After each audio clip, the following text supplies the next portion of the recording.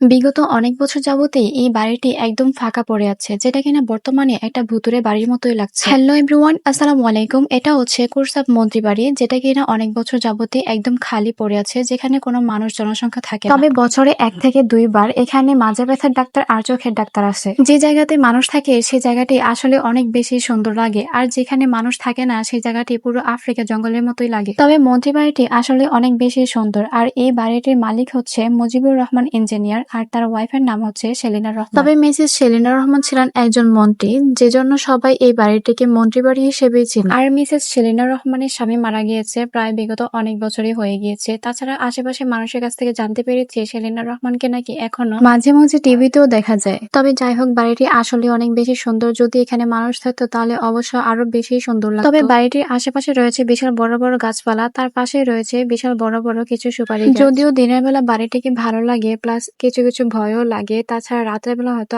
আরো বেশি ভয়ঙ্কর লাগে। আমার তো বাড়িটির কাছে যাওয়ার সাথে সাথে গা কেমন শিউরে উঠছিল ভয়ে। তারপরও কাছাকাছি গেলাম আপনাদেরকে পুরো বাড়িটি ভালো করে দেখানোর জন্য। তবে যাই হোক, এই মন্ত্রী বাড়িটি আপনাদের কাছে কেমন লেগেছে অবশ্যই কমেন্টে বলে যাবেন। আর বিশেষ করে যদি আপনারা কেউ মিসেস সেলিনা রহমানকে চিনে থাকেন তাহলে অবশ্যই কমেন্ট বক্সে ওনার একটা পিকচার সেন্ড করে দেবেন। সবাই ভালো থাকবেন, আল্লাহ হাফেজ।